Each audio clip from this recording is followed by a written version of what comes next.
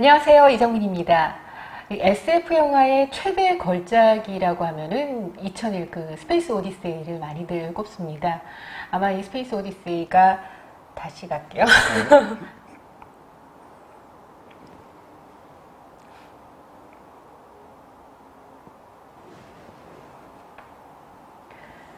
안녕하세요, 이정민입니다. 이 SF 영화의 최대 걸작이라고 하면은 스페이스 오디세이를 꼽을 수가 있습니다. 그 시대뿐만이 아니라 지금 이 시대까지 이 최대 걸작으로 꼽히는 이유가 있을 것 같은데요. 이 걸작이라고 하는 스페이스 오디세이 1968년에 네, 엄청나게 오래전에 만들어진 고전적인 고전이죠. 전이에요. 아, 그렇군요. 네. 네, 사실 저는 이 영화를 못 봤거든요. 못 본 사람들이 많죠. 이름은 굉장히 많이 알려져 있지만, 네. 근데 이 영화가 의미 주는 그 메시지가 굉장히 강력했나 봐요. 네. 그러니까 두 가지 측면이 있는데요. 그러니까 SF 영화의 그런 어떤 특수 효과, 이것도 그 당시여서 굉장히 뛰어났고요. 지금 봐도 사실은 촌스럽지가 않아요. 그런 화면 자체가. 그리고 사실적이면서 그런 것이 의미가 있고요. 또 하나는 거기서 이제 이게 아서 클락 원작을 이제 스탠리 큐브릭 감독이 영화를 만든 건데요. 그 아서 클락 그분 자체가 굉장히 심오한 인간의 이제 미래에 대한 그런 정체성에 대한 이런 질문을 던지기 때문에 그 영화도 그런 걸 계속 끊임없이 묻는 장면들이 나오고 그러니까 사실 저도 그 영화 처음 이제 볼 때 세 사람이 같이 봤거든요. 저는 이제 그 천문학자는 의무감을 열심히 봤는데 두 사람은 쿨쿨 잤어요. 그러니까 굉장히 잔잔하면서 의미를 따지기 때문에 이렇게 화려한 어떤 액션이 있는 영화가 아니니까 그렇지만 굉장히 그런 것들을 다 함의를 갖고 있고 사실적이기 때문에 과학적으로도 어떤 철학적으로도 영화사적으로도 굉장히 의미가 있는 작품이죠. 제목에 있는 2001년이라는 거, 그 시대로 봤을 때는 굉장히 미래. 그렇죠. 68년에 생각하면 아주 근미래라고 하죠. 그렇죠. 몇십 년 뒤에 미래의 상황을 예측한 거죠. 그때 2001년에 아마도 목성을 목성에 도착했다라는. 네, 그 영화에서 이제 그 우주선이 목성으로 가는 우주선 속에서 컴퓨터랑 사람 간에 벌어진 일로부터 이제 시작이 되거든요. 그러니까 스페이스 오디세이 2001에서 설정하고 있는 2001년이라고 하는 그 시공간은 이미 우주 여행이 자유로워져서 목성 정도는 쉽게 갔다 왔다 하고 이런 것으로 설정이 되어 있는 것이죠. 예, 근데 지금 2001년을 넘어서 벌써 10년이 더 지나고 있는 이 시점인데, 목성은커녕 말해도 수 있는지 모르겠지만은, 화성까지도 못 갔고, 우리가 도착한 것은 오로지 달밖에 없는 거죠. 진짜 2001년이 되면 정말 자유롭게 다닐 줄 알았는데, 달에도 마지막으로 사람이 간 게 그 아폴로 17호예요. 1972년인가요? 그리고는 간 적이 없어요.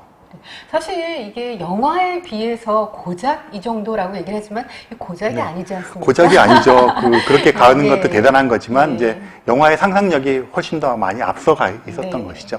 그 몇십 년 동안의 과학기술의 엄청난 비약적인 발전으로 인해서 우리도 이런 업적을 이루게 된 건데 사실 그게 지금 봤을 때는 몇십 년 동안에 그냥 갑자기 이룬 것 같지만은 갑작스럽게 이루어진 그런 역사는 아니지 않습니까? 그렇죠. 뭐든지 이제 알려지지 않은 그 토대들이 쌓여 있어서 다 한 단계씩 올라오게 된 거죠. 아마도 그나마 이 정도까지 빠르게 발전을 하게 된 게 60년대, 70년대에 더 많은 발전을 일으켰잖아요. 그때의 시대적인 상황이 결정적이죠. 네, 맞습니다. 컸을 것 같아요. 그러니까 스페이스 레이스라는 말을 써요. 우주 경쟁 시대죠. 그러니까 이게 이제 과학도 그렇고 정치도 그렇고 역사 문화가 다 이게 서로 얽히는 거잖아요. 하나. 그러니까 과학자들은 당연히 호기심을 가지고 우주로 나아가는 그런 걸 꿈꿨겠지만 정치인들이나 군사 목적을 가진 그 집단에서는 자기네들의 군사적인 어떤 우위를 점령하기 위한 이런 것들을 가지고 있었을 테고요. 그런 문화가 있다 보니까 그런 걸 반대하거나 또 그런 것 때문에 이제 고무되어서 그래서 아폴로 키드라 그러거든요. 과학자 된 사람들 엄청 많고요. 저도 아폴로 키드고요. 그러니까 그런 시대적인 배경이 섞여 있던 게 60년대, 70년대죠. 어쨌든 이렇게 미소 간의 우주 경쟁의 시발점이 된 것이 바로 소련이었죠. 그렇죠. 1957년도 그 유명한 스푸트니크 1호. 정말 요만한 거예요. 요만한 어떤 그 작은 위성을 띄워 올린 건데요. 거기서 그냥 신호음만 받은 건데 엄청나게 충격이 컸죠. 근데 일단 하늘로 쌓아 올린다라는 그 개념 자체부터가 이 네. 우주 개발의 시작일 것 같은데 그렇다면 그렇죠. 로켓. 로켓에, 네. 그렇죠. 이 로켓의 발달사가 바로 우주 개발의 발달사가 아닐까. 이제 시작이라고 봐야죠. 네. 네. 물론 이제 로켓에 대해서는 이제 특히 동양 쪽에서는 뭐 중국에서도 옛날에 로켓이 있었다 얘기를 하고 우리나라도 왜 그 영화 신기전이라는 거 보면 네. 네, 하잖아요. 그래서 실제로 문명은 이제 중국권에서 먼저 발달했기 때문에 그런 것들을 쐈지만 그게 이제 미사일 개념의 것이지 뭐 우주를 뚫고 나갈 정도의 추력이라 그러죠. 밀어 올리는 힘이 없었던 거고요. 그래서 이제 그런 것들을 이제 역사의 맥락으로 찾아가면 중국이나 우리나라 신기전 같은 것들로 맥락이 가지만 이제 중요한 건 그게 이제 계속 전수되고 이어져서 현대과학까지 온 건 아니잖아요. 저 개념만 있었던 개념이고 거죠? 실제 예. 그런 걸 네. 구현했다는 것 뿐이지 그게 이제 실제로 영향력을 미쳐왔느냐 하는 건 의문이 되잖아요. 네. 그럼 실제 현재 시점에서 로켓에 영향을 미친 거는 어디냐 하면 네. 그거는 결국은 소련의 구소련, 지금 러시아에 네. 공을 돌릴 수밖에 없어요. 그러니까 이 우주 개발에 이제 미국도 그렇고요, 소련도 그렇고요. 그 로켓의 발달 자체의 뿌리는 약간 독일 쪽. 네, 맞아요. 그러니까 네. 그 소련 쪽에서 이제 그런 설계 같은 것들이 초창기에 만들어졌고요. 네. 그러니까 아주 원시적인 형태의 이제 신기정처럼 이렇게 올리는 걸 했었는데 네. 그것도 이제 어떻게 보면 직접적으로 영향을 미쳤다기보다는 중간 단계에서 정말 어떤 걸 확립해서 퍼뜨리는 사람들이 항상 있잖아요. 네. 그게 폰 브라운이라고 하는 독일 V2 로켓을 개발한 그게 실제로 이제 독일군에서 전쟁을 위해서 개발했지만 폰 브라운을 비롯한 과학자 집단을 미국에서 이제 일부는 납치하고 일부는 설득해서 네. 망명시키고 하면서 네. 독일의 그런 로켓 기술이 미국으로 다 넘어가고 뒤늦게 독일을 점령한 그 소련군에 의해서 또 가지고 가니까 독일의 기술을 미국과 소련이 양분해서 나눠 가지면서 네. 시작이 되었고요. 제가 읽은 책에 보면 소련에서 그 폰 브라운이 떠난 이후에 나머지 사람들을 데리고 가는데 그 트럭이 뭐 예를 들어 1톤 트럭의 그 매뉴얼만 네. 뭐 진짜 몇십 트럭이 갔다 이런 얘기가 있을 정도니까 독일에서는 정말 그게 철저하게 준비가 되고 있었던 것 같아요. 네. 그런데 그걸 열매를 따먹는 건 다른 나라가 그거는 결국은 보였습니다. 소련이랑 미국의 그 70년대 경쟁의 토대는 그러니까 독일이었고 독일이 이제 패전국이니까 네. 더 이상 그걸 감당할 능력도 없고 사람도 다 빠져나가 버렸고 그래서 열매는 결국은 두 나라가 따게 된 거죠. 근데 전 또 이제 궁금한 게 이제 아폴로 11호가 달도 착륙했고 유인 탐사선이 있고 하지만은 가장 먼저 지구를 떠난 생명체가 있을 것 같아요. 네. 제일 사람 아니었죠? 사람 아니고요. 네. 사실 보통 라이카라는 개가 많이 알려져 있잖아요. 네. 그거는 정말 뭐랄까 이렇게 그 우리가 동물이라고 부르는 애들 중에서 제일 먼저 간 거고요. 네. 제일 처음 올라간 생명체가 뭔지 아세요? 그래서 전 라이카만 생각하고 초파리예요. 있어요. 초파리.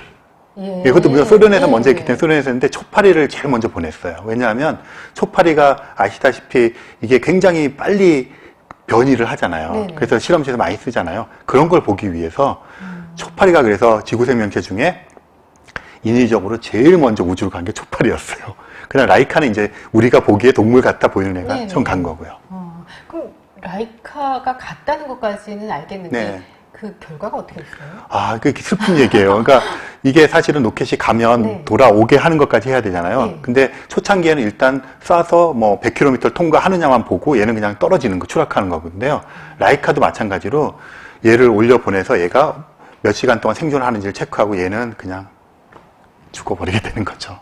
생존하는 것까지만의 네. 할 임무였던 건가요? 네. 그래서 나중에는 이제 동물들을 보냈다가 다시 지상까지 귀환을 시키는 게 되고 그게 검증된 다음에 사람이 타고 올라가는 거죠. 그러니까 사람이 타고 올라가기 위해서 알려진 것만 그런 거고요. 구소련이나 미국에서 얼마나 알려지지 않은 실험을 많이 했겠어요. 그러니까 네. 엄청난 동물들이 죽어갔다고 봐야죠. 네. 말씀하신 것처럼 계속해서 이제 소련이 처음으로 시작을 해서 소련이 미국을 계속 앞서가고 있는 앞서가고 상황이지 있었죠. 않습니까? 50년대 말까지. 네. 처음으로 쏘아올린 것도 소련이었고 또 처음으로 유인 우주선, 네. 우주선. 그러니까 처음으로 57년에 이제 쏘아올렸고 동물을 제일 처음 보낸 것도 소련이고요. 유리 가가린이라는 네. 사람 있잖아요. 그분이 이제 그걸 타고 올라가가지고 지구를 보면서 이렇게 내려다보고 하는 게 더 충격이었죠. 그게 61년인가 그런데 네. 그래서 미국은 정말 완전히 그 요즘 말로 하면 멘붕에 빠져버린 거죠. 네. 그래서 나오게 된 게 케네디 대통령이 60년대 가기 전에 우리 달로 보내겠다 하는 게 이미 지금까지의 레이스는 졌으니까 네. 안 해본 것에 우리가 선두로 나서겠다 이런 의지를 표명을 했죠. 그래도 의지를 표명하고 한 방에 역전을 시켰지 않습니까? 네, 역전을 되는데 사실은 60년대 중반까지 계속 갈 때까지 소련이 계속 앞서 있었어요. 네. 당연히 그렇겠죠. 그런데 소련이 굉장히 불운한 걸 겪는 게요. 그 말하자면 소련에서 가는 건 이제 루나 몇 호 이렇게 갔거든요. 이쪽 아폴로 계획, 루나 계획을 했는데 그 우주 비행사를 훈련시키고 그 우주 비행선을 만드는 그 공장이 있을 거 아니에요. 그게 화재가 나가지고 이렇게 문제가 생기니까 한 몇 년 동안 지연이 돼버려요. 그 사이에 미국이 확 치고 올라간 거예요. 네. 그러니까 그런 사건이 없었으면 소련이 먼저 갔을 거예요. 아, 그런 또 네. 뉴스들이 그래서 음모론자들이 네. 그걸 또 주목을 해요. 네. 미국 CIA에서 폭격한 게 아니냐 이렇게 하는. 그렇게 음모론이 뭐 개연성은 좀 있긴 하지만 네. 그랬으면 가만히 있을 소련이 아니죠. 네. 어쨌든 뭐 아폴로 11호를 통해서 이제 미국이 소련을 앞서기 앞서기 시작을 시작했죠. 했는데 네. 앞서기 시작했으면 계속 앞서가야 되는데 갑자기 또 중단을 해요. 네, 그게 이제 우주 경쟁 시대니까 과학자들은 아폴로 11호가 달에 착륙했으니까 네. 그때부터 이제 이제 전 본격적인 우주의 시대가 열린다고 기대를 했는데 네. 아폴로 11호가 도착하는 순간 미국 의회에서는 벌써 예산안 삭감 문제가 정식으로 시작이 돼요. 그러니까 정치인들은 성조기를 꽂아서 사진 찍어서 우리는 소련을 이겼으니까 끝. 그렇게 된 거죠. 과실을 위한 어떤 경쟁이었나 봐요. 그러니까 사실은 이게 예. 아까도 말씀드렸지만 과학자들은 순수한 과학적인 목적으로 하지만 네. 그 막대한 규모의 돈을 하기 위해서는 국민들의 동의가 있어야 되는데 동의를 얻기 위한 거는 뭐 애국심이라든지 뭐 국가적인 뭐 고향이라든지 뭐 이런 것들이잖아요. 그러니까 정치인 입장에서는 다 됐다고 보는 거죠. 성취를 했다고 보는 거였죠. 그런 것 같아요. 그러니까 한 번 달을 착륙을 했다. 그러니까 네. 우리가 먼저 점령을 해서 이제는 그렇죠. 더 이상 할 것이 네. 없다라고 생각하니까 거기서 손을 떼버린 건가. 예, 그러니까 미국도 손을 뗐지만 소련도 나중에 이제 루나 몇 호가 착륙을 해요. 그렇지만 이미 경기가 끝났으니까 우리는 그러면 화성으로 가자 이런 식으로 치고 나오는 거죠.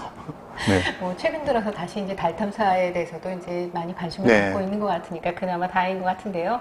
이렇게 이제 우주 탐사 하면은 제가 계속 많이 얘기를 하시지만 칼 세이건. 네, 그분의 해안이 있고요. 네. 사실 그 예를 들면 화성에 처음으로 메리노호가 가가지고 화성 표면 사진을 찍어와요.